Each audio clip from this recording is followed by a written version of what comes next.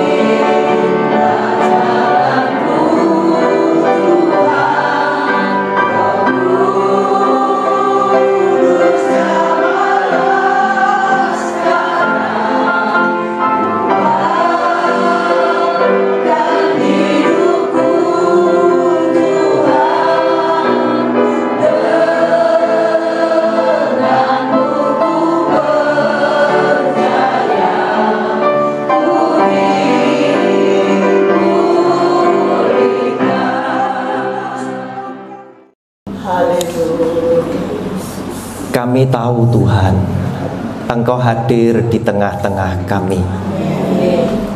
Kami telah mempersiapkan telinga kami sebagai seorang murid, hati kami untuk boleh ditaburi oleh benih firman Tuhan. Dan kami percaya firman-Mu yang sebentar boleh kami dengar tidak pernah kembali dengan sia-sia. Namun sebaliknya ya Bapa, kami akan pulang dengan berkat yang luar biasa. Oleh karena itu Tuhan, berkenanlah berbicara kepada kami. Kami telah siap mendengar sabda firman Tuhan. Di dalam nama Tuhan Yesus kami percaya dan sudah berdoa. Haleluya. Amin. Saudara siap, persilakan duduk kembali. Shalom. Tadi saya melihat salah satu syaratnya yang begitu pegang mic harus nyebut nama. Saya juga ingin perkenalkan lebih dulu. Nama saya Roni Suwono. Saya berasal dari Kediri. Nah saudara yang dikasih oleh Tuhan, terbukti lewat kesaksian dua kekasih kita menyaksikan betapa Yesus yang adalah Tuhan sangat mengasihi saudara dan saya sebagai orang-orang yang setia kepada Dia. Nah saudara, hari ini kita justru akan merenungkan, kalau Tuhan itu mengasihi saudara, pertanyaannya dibalik sekarang. Jika Tuhan hari ini yang bertanya kepada kita, apakah engkau mengasihi aku? Saya yakin, sadar atau tidak, Anda yang bersekutu di tempat ini, Anda adalah perempuan yang sedang dipakai Tuhan di dalam hidupmu menjadi berkat bagi orang yang ada di sekeliling kamu.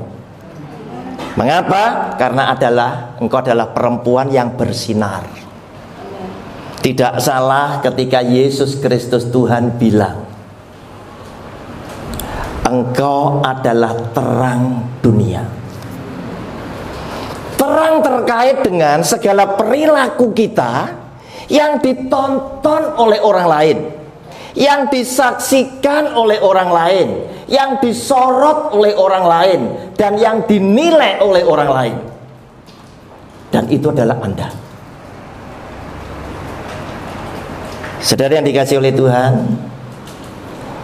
jika pertanyaan itu datang ke kita, saya yakin semua di antara Anda pasti akan bilang, kami mengasihi Engkau Tuhan. Saudara, saya khawatir. Bukan saya tidak percaya, tapi saya khawatir. Ketika Anda mewujud nyatakan kasih sayangnya kepada Tuhan, jangan-jangan Anda keliru. Mengapa? Saya ingat ketika Yesus Tuhan itu sedang berdialog dengan para muridnya. Kita lihat lebih dulu ayatnya. Matius pasal 16 ayat 21 sampai dengan 23.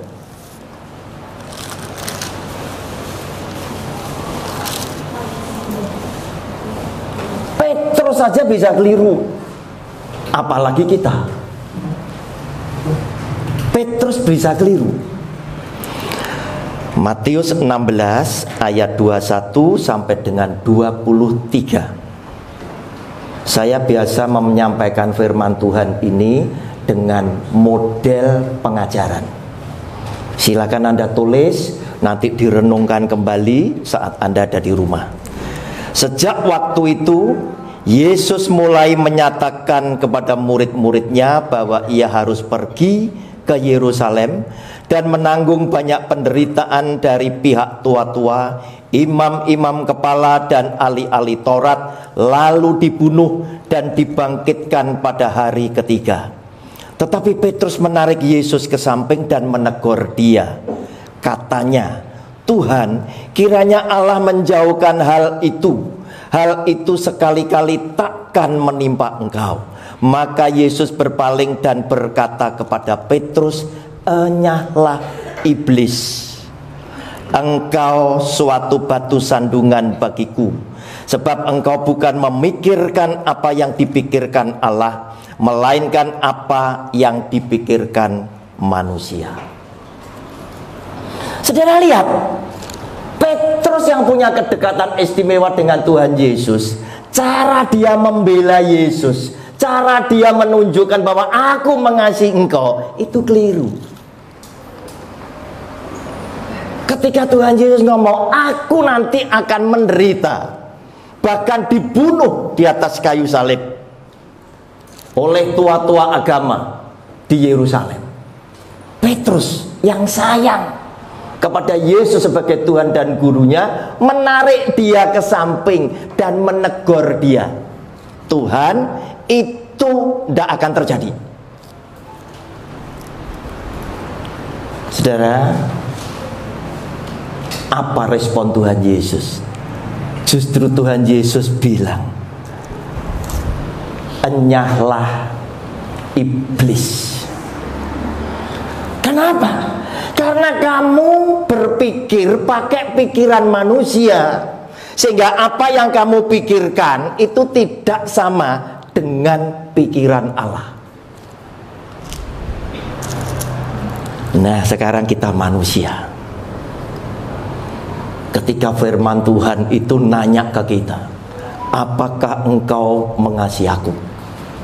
Saudara jawab, Tuhan, ini loh dadaku, periksa, aku mengasihi engkau. Terus bagaimana cara Anda nunjukkan? Jangan-jangan keliru seperti Petrus. Kita mulai mengandai-andai, kalau aku sebagai anak, aku punya papa mama, dan aku sedang diberkati oleh Tuhan, pasti papa mamaku tak kasih duit untuk jajan supaya dia tidak kekurangan, dia bisa happy. Tak suruh ngelencer, sudah dananya ada. Tak kasih tempat tidur, kasur sing paling enak supaya tidurnya bisa pules, dan makanan sing paling enak supaya dia bisa menikmati. Pasti Anda berpikir ke sana. Maka banyak anak-anak Tuhan, ketika banyak pembicara dalam tanda kutip, pendeta dan lain sebagainya, mulai bilang dengan kalimat yang masuk akal. Dia bilang, Tuhan itu harus kita nomor satukan, harus kita dahulukan. Masuk akal. Sehingga mulai banyak anak-anak Tuhan mulai berpikir, nambah kehadiran ke gereja yang dulu cuma hari Minggu, sekarang bisa 2 kali, 3 kali, 4 kali, bahkan bisa 7 kali, sampai suaminya tidak keurus. Kenapa? Karena Tuhan harus dinomorsatukan, Tuhan harus didahulukan. Otomatis yang belakang tidak tak reken. Anak juga mungkin banyak yang terlantar. Gara-gara apa? Kalimat ini kelihatannya logis. Tuhan yang ngasih kita semua, Dia yang mengampuni dosamu, Dia yang menyembuhkan sakit penyakitmu, Dia yang menyelamatkan hidupmu. Otomatis harus nomor satu, harus kita dahulukan. Saudara, mulailah orang mulai berpikir ke sana. Nambah jam doa.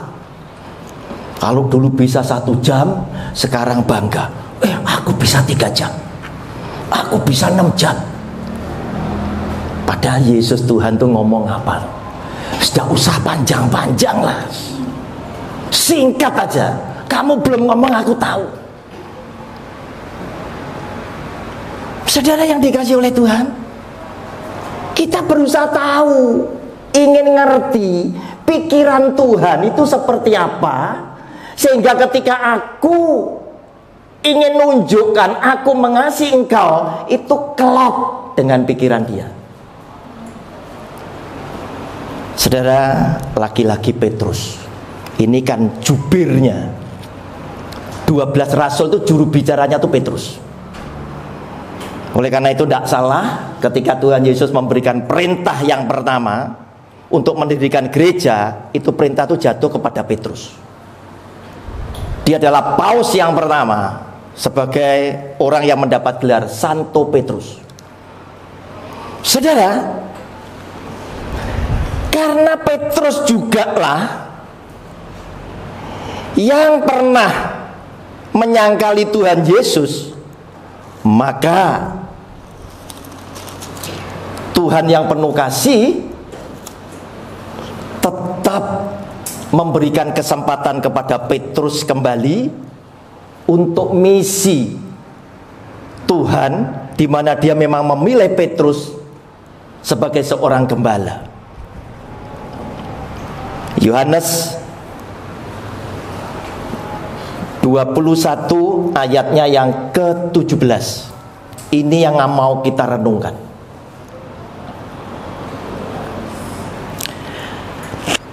Yohanes 21 ayat 17. Dialog ini terjadi setelah Tuhan Yesus menampakkan diri. Berarti dia sudah mati, sudah bangkit. Dia menampakkan diri. Kata Yesus kepadanya untuk ketiga kalinya, Simon anak Yohanes, apakah engkau mengasihi aku? Maka sedih hati Petrus karena Yesus berkata untuk ketiga kalinya, apakah engkau mengasihi aku? Dan ia berkata kepadanya, Tuhan, engkau tahu segala sesuatu. Engkau tahu bahwa aku mengasihi engkau. Kata Yesus kepadanya, gembalakanlah domba-dombaku. Saudara, bukti kasih sayang yang Tuhan Yesus minta bukan berarti tertuju kepada dirinya. Aneh, saudara. Oh ya, kalau kamu mengasihi aku, kamu kalau datang bawa oleh-oleh apa? Enggak. Kalau kamu mengasihi aku, kamu mengasihi aku apa? Enggak. Tetapi Yesus yang adalah Tuhan ingin sampaikan kepada Petrus, demikian pula kepada saudara dan saya, bukti kamu mengasihi aku, yaitu ketika engkau bisa mencintai orang yang aku kasih. Saudara dikasih oleh Tuhan,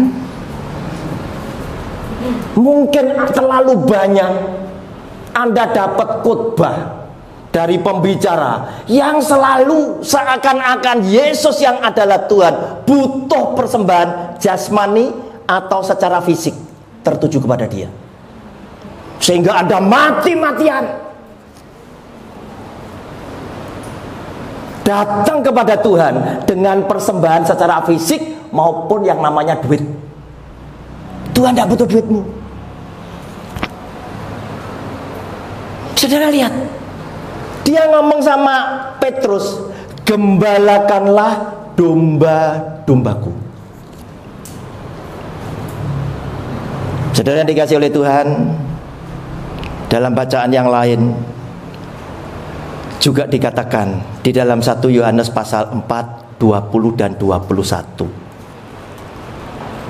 1 Yohanes pasal yang keempat 20 dan 21.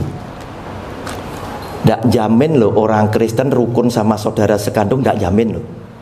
Tetapi hari ini ingin saya sampaikan, kalau Anda sampai tidak rukun dengan saudara sekandung, sebetulnya Anda adalah Kristen yang sudah gagal. Mengapa? Karena dikatakan demikian, jikalau seorang berkata aku mengasihi Allah dan ia membenci saudaranya, maka ia adalah pendusta.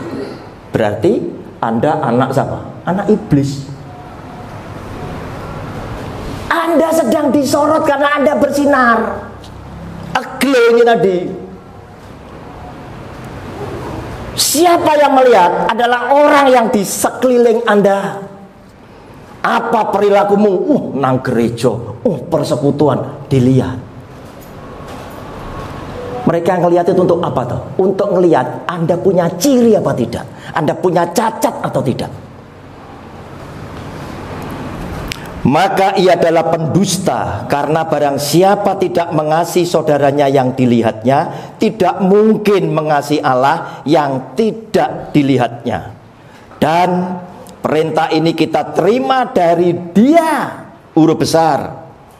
Barang siapa mengasihi Allah, ia harus mengasihi saudaranya. Amin. Saudara, sulitnya apa mengasihi saudara sekandung? Tidak ada sulitnya. Lahir dari perut mama yang sama, besar dipelihara oleh papa mama yang sama, nikmati lauk pauk yang sama, mandi bersama-sama, sekolah barengan, gede barengan. Kenapa setelah menikah terus mulai muncul kata-kata sulit ya Pak Roni? Dulu waktu kita masih kanak-kanak, belum menikah bisa rukun. Sekarang setelah ada pasangan masing-masing sudah beda, Pak. Berarti pasanganmu jadi masalah. Bukankah pasangan kita masing-masing difirmankan oleh Tuhan, tidak baik manusia hidup seorang diri saja. Kenapa? Karena saudara dan saya tidak sempurna, maka Tuhan ngomong, aku akan berikan seorang penolong yang sepadan. Ini malah ngerusak. Saudara, pernikahan Kristen bukan seperti itu. Tetapi pernikahan Kristen menambah jumlah bilangan menjadi semakin banyak, sukacita dan semaraknya itu akan semakin boleh kita nikmati antara kita berdua dan keluarga antar pisan. Amin. Saudara yang dikasih oleh Tuhan, ada bacaan yang bisa ditimbulkan sebagai sebuah kasus. Saya yakin Anda tahu bacaan tentang orang Samaria yang murah hati. Di situ diceritakan ada satu orang yang dianiaya, dirampok habis-habisan. Orang ini butuh pertolongan, sudah setengah mati.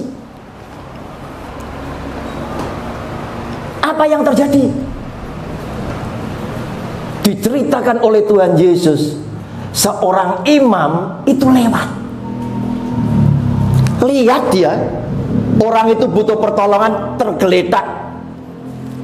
Tetapi imam ini sedang berpikir, jamnya ibadah jam 7, ini 7 kurang 10.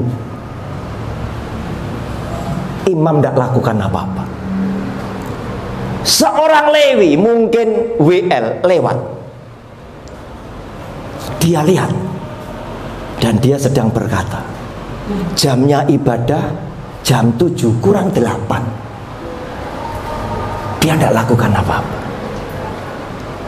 Kemudian muncul seorang dari Samaria, yaitu orang yang sering diolok-olok, bangsa yang kafir. Dia ngelihat, timbullah belas kasihan, dan dia merawat orang ini, membiayai orang ini. Nah saudara, kemudian Tuhan Yesus nanya, siapa di antara ketiga orang ini yang menunjukkan kasih? Jawabnya adalah orang Samaria. Mungkin suatu hari Anda akan mendapatkan kasus. Ingat apa yang dikatakan oleh Tuhan Yesus ini tadi. Anda mau berangkat ke gereja, 6:30 ada sahabat telepon, Cik, bisa nulungi, ini suamiku kena serangan jantung, bisa tak? Kamu datang ambil suamimu, bawa mobil, bawa nih kita ke rumah sakit. Apa yang saudara mau lakukan? Mungkin Anda akan bilang, Cik, ibadah jam 7, nanti mudah-mudahan jam 09 wis mari, 9:30 aku datang ke sana. selak mati, saudara. Betul. Yesus Tuhan ingin sampaikan, memang orang harus mendahulukan aku, menomorsatukan aku, tetapi aku adalah Tuhan yang mau dinomorsatukan dengan apa? Dengan kamu punya pengertian yang kamu lakukan terhadap sesamamu, itu sama dengan kamu buat untuk aku. Ayatnya ada, tak tunjukkan nanti. Artinya Yesus Tuhan lebih senang hari itu Anda gagal datang ke gereja, tetapi Anda melakukan kasih seperti yang Dia firmankan, kasihlah sesamamu manusia seperti dirimu sendiri. Saudara, Matius 22 ayat 35 sampai 40. Matius 22 mulai 35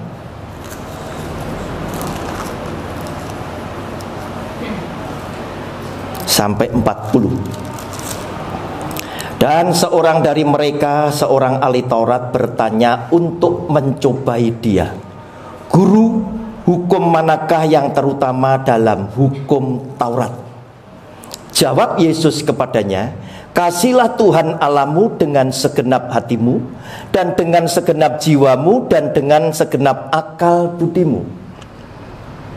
Yang tegak, yang ke atas, yaitu 10 perintah Allah, perintah pertama sampai keempat. Perintah kelima sampai 10 yang mendatar. Itulah hukum yang terutama dan yang pertama. Dan hukum yang kedua yang apa, saudara? Yang sama dengan itu. Berarti mendatar ini sajane podo dengan yang di atas, dengan yang ke atas sama.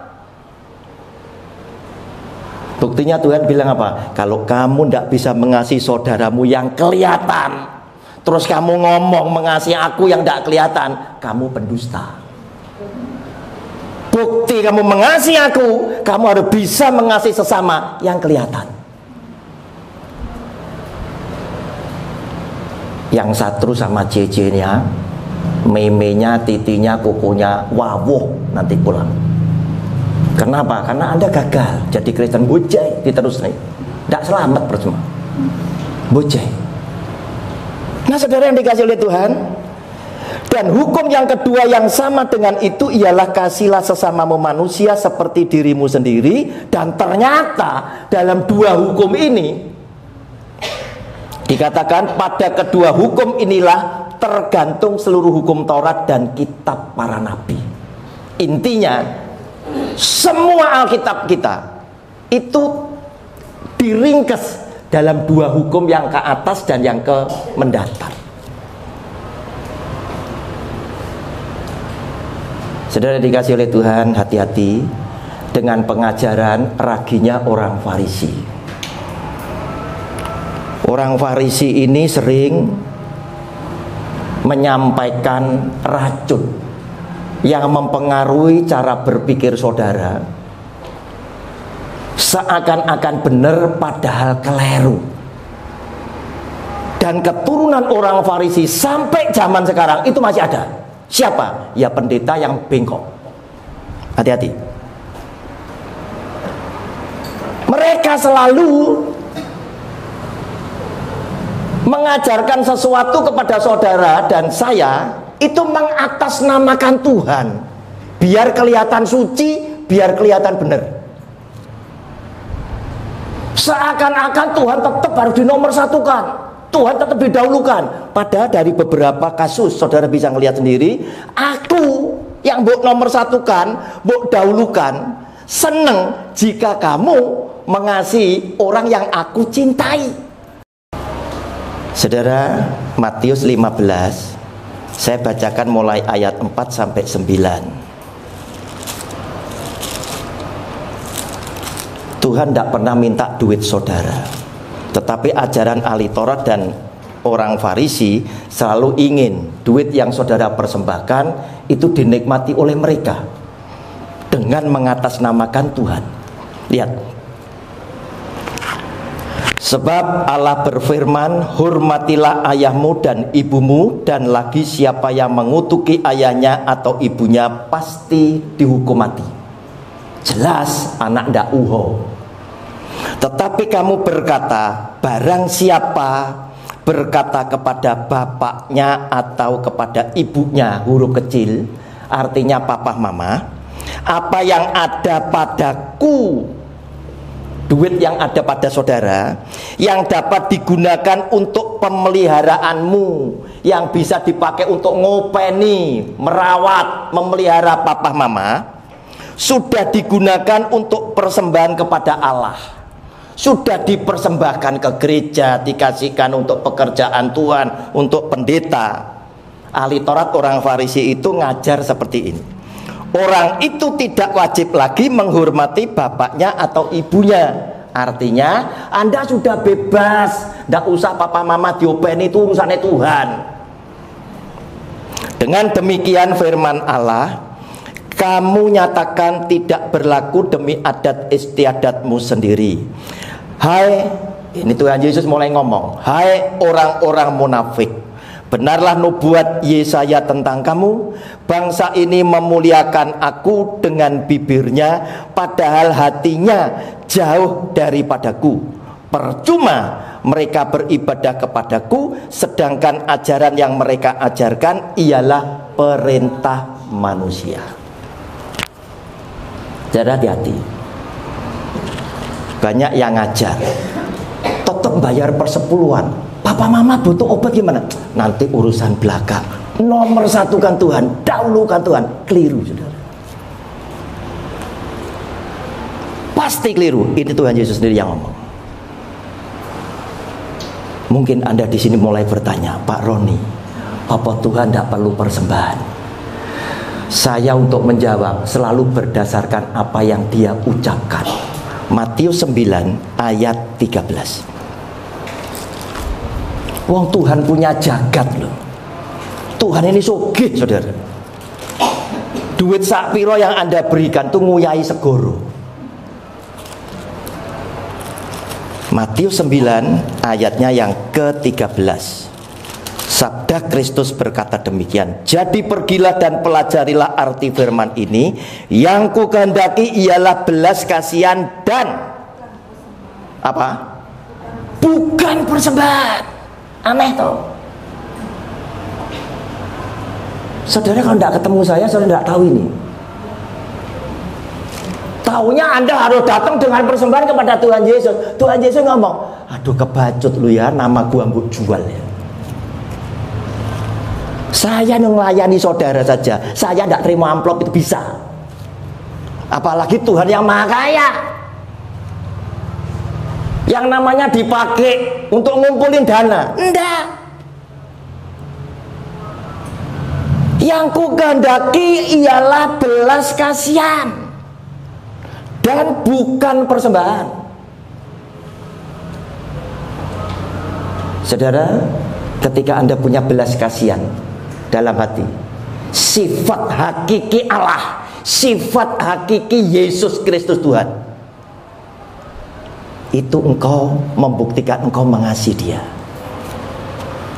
Setiap kali Anda membaca Alkitab, rombongan Tuhan Yesus lewat, ada banyak orang sakit. Ada kalimat di dalam ayat firman Tuhan itu, maka timbullah belas kasihan Yesus, Dia sembuhkan. Jadi ketika Anda punya belas kasihan, Anda sudah mempersembahkan banyak kepada Tuhan dan menabung harta banyak ada di surga. Anda ngantri di apotek, nunggu bayar obat.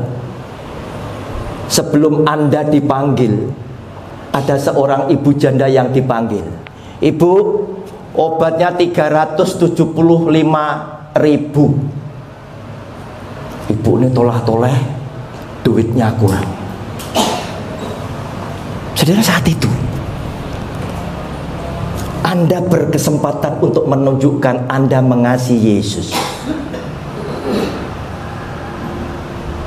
Baru kemudian Anda dipanggil, Ibu, obat Anda 500.000, Anda bisa bayar karena duitnya banyak. Yang 375 tadi cuma bawa duit 100. Apa yang saudara mau lakukan? Kalau Anda mengasihi Yesus Kristus Tuhan, Anda akan bilang,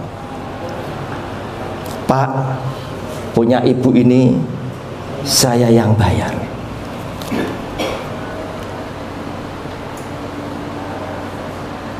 Ketika Anda ambil rapot untuk anakmu atau cucumu, ternyata juga ada wali murid yang lagi ngobrol.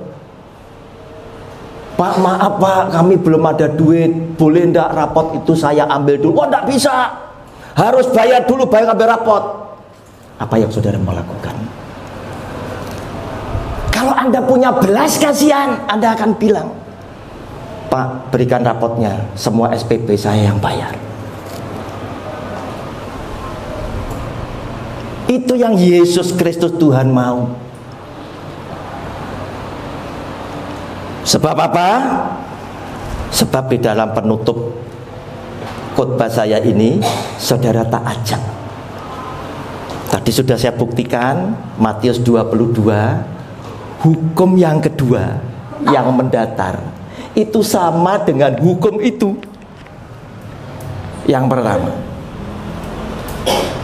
Yesus Tuhan selalu ingin, kalau kamu mengasihi aku, buktinya apa? Kamu mengasihi orang yang aku cintai. Sekarang kita lihat, mengapa Anda tidak berpikir mengubah semua macam-macam persembahan itu dengan persembahan yang diajarkan oleh Yesus Kristus Tuhan yang mati di atas kayu salib nebus dosa saudara. Padahal saudara bisa ngomong, saya selamat oleh karena kasih karunia Tuhan. Loh, cara persembahannya tidak sama loh. Anda tidak mempersembahkan seperti yang dia ajarkan loh. Bagaimana Anda bisa selamat? Saudara, panjang tapi tidak apa-apa, supaya tidak terputus, supaya Anda tahu bahwa apa yang diajarkan oleh Tuhan Yesus kali ini itu begitu penting untuk keselamatan kita. Matius 25, saya bacakan mulai ayat 31 sampai 40 dulu. Saudara lihat dulu di Alkitabmu, judul bacaannya apa? Apa yang Bapak Alkitab? Penghakiman terakhir. Ini penting ini saudara. Menentukan siapa kambing, siapa domba. Lewat apa? Lewat perilakumu dengan sesama. Kalau saudara punya belas kasihan kepada orang lain, setiap orang kesusahan, bu, tulungi. Padahal bukan beban saudara. Saudara tidak nulungi, tidak salah. Tetapi karena belas kasihan Kristus ada di dalam hidupmu, Anda lakukan itu tadi, berarti apa? Anda jalankan firman Tuhan yang Tuhan bilang, jangan kumpulkan harta di bumi. Di bumi pencuri mencurinya, ngengat merusak. Tetapi kumpulkanlah hartamu ada di surga. Dan Tuhan ngomong, sebab di mana hartamu berada, hatimu di sana. Yesus Tuhan ingin tarik keberadaan hatimu ada di sana, karena hartamu di sana, bukan di sini. Dengan Anda diperkaya oleh belas kasihan, otomatis Anda adalah orang yang demikian peka terhadap penderitaan sesama yang lain. Saudara, kita baca. Apabila anak manusia datang dalam kemuliaannya dan semua malaikat bersama-sama dengan dia, maka ia akan bersemayam di atas tata kemuliaannya. Lalu semua bangsa akan dikumpulkan di hadapannya, dan ia akan memisahkan mereka seorang daripada seorang, sama seperti gembala memisahkan domba dari kambing. Dan ia akan menempatkan domba-domba di sebelah kanannya dan kambing-kambing di sebelah kirinya. Dan raja itu akan berkata kepada mereka yang di sebelah kanannya. Kalau kita ditaruh kanan berarti kita domba, dan diajak ngomong, mari hai kamu yang diberkati oleh Bapakku, terimalah kerajaan yang telah disediakan bagimu sejak dunia dijadikan. Syaratnya apa? Saya bisa masuk di sebelah kanan. Syaratnya apa? Saya bisa jadi domba. 35. Sebab ketika aku lapar, kamu memberi aku makan. Ketika aku haus, kamu memberi aku minum. Ketika aku seorang asing, kamu memberi aku tumpangan. Saudara lihat, kata aku itu huruf kecil atau besar? Besar. Berarti siapa itu? Tuhan Yesus. Dia memperkenalkan diri kepada saudara dan saya sebagai yang lapar, sebagai yang haus, sebagai yang telanjang, sebagai yang jadi orang asing, sebagai yang ada di penjara. Itu Tuhan. Kemudian lompat 37. Maka orang-orang benar itu akan menjawab dia, katanya, Tuhan, bila manakah kami melihat engkau lapar dan kami memberi engkau makan, dan seterusnya dan seterusnya. Ayat 40. Dan raja itu akan menjawab mereka, aku berkata kepadamu, sesungguhnya segala sesuatu yang kamu lakukan untuk salah seorang dari saudaraku yang paling hina ini, kamu telah melakukannya untuk aku. Hanya huruf besar atau kecil? Besar. Anda kepikir enggak? Kenapa ada janda Anda biarkan? Ada orang miskin bajunya compang-camping Anda biarkan? Ada orang yang membersihkan di jalan yang mungkin kehausan di tengah-tengah terik matahari, Anda biarkan? Anda lebih senang Anda berikan kepada pendetamu. Banyak yang sudah kebanyakan makan kenaan setruk. Hati-hati saudara. Mereka sudah tidak kurang makan. Orang yang melayani Tuhan harus sudah tahu, asal ada makanan dan pakaian cukuplah. Tidak perlu mobil bagus, tidak perlu ke luar negeri. Yang penting bisa memberitakan firman yang membawa jemaat tertuju kepada Kristus dan keselamatannya. Tidak perlu cerita khotbah, oh saya di Singapura, saya nginep di hotel. Tidak perlu. Mereka cerita supaya apa? Saudara datang dengan duit lebih banyak. Sudah dikasih oleh Tuhan. Sekarang kita lihat yang ngeri, 41 sampai 46. Dan ia akan berkata juga kepada mereka yang di sebelah kirinya, yaitu domba, yaitu kambing, ya, enyahlah dari hadapanku, hai kamu orang-orang terkutuk. Kepada kambing sebelah kiri, enyahlah ke dalam api yang kekal yang telah sedia untuk iblis dan malaikat-malaikatnya. Sebab ketika aku lapar, kamu tidak memberi aku makan. Ketika aku haus, kamu tidak memberi aku minum. Ketika aku seorang asing, kamu tidak memberi aku tumpangan. Ketika aku telanjang, kamu tidak memberi aku pakaian. Ketika aku sakit dan dalam penjara, kamu tidak melawat aku. Lalu mereka pun akan menjawab dia, katanya, Tuhan, bila manakah kami melihat engkau lapar atau haus atau sebagai orang asing atau telanjang atau sakit atau dalam penjara dan kami tidak melayani engkau? Maka ia akan menjawab mereka, aku berkata kepadamu, sesungguhnya segala sesuatu yang tidak kamu lakukan untuk salah seorang dari yang paling hina ini, kamu tidak melakukannya juga untuk aku. Dan mereka ini akan masuk ke tempat siksaan yang kekal, tetapi orang benar ke dalam hidup yang kekal. Saudara kaya boleh, tetapi hati-hati, Yesus Tuhan bilang orang kaya sukar masuk ke dalam kerajaan surga. Mengapa? Karena jika Anda salah menggunakan kekayaan tadi, saudara akan jadi kambing. Banyak jemaat senang ngasih persembahan, kemudian pendetanya di atas mimbar bilang, ibu ini setia sekali, sound system ini ibu ini yang ngasih, beri kemuliaan buat nama Tuhan, semua tepuk tangan. Model seperti itu. Saudara, Yesus Tuhan memperkenalkan saudara dan saya sebagai sesama kita yang paling hina ini. Yang mungkin yang paling hina itu, yang mungkin Anda tidak kenal, yang mungkin jadi sampah masyarakat, orang tidak pernah kenal, sehingga kalau saudara berlaku sesuatu dengan mereka, tidak ada yang tahu, tidak ada yang bisa memuji Anda. Tetapi itulah yang dikatakan, itu aku, hanya huruf besar. Nah, jika hari ini diulang oleh Tuhan, apakah engkau mengasihi aku? Tentu Anda berkata, Tuhan, aku mengasihi engkau. Terus Tuhan nanya, dengan cara apa kamu menunjukkan bahwa kamu mengasihi aku?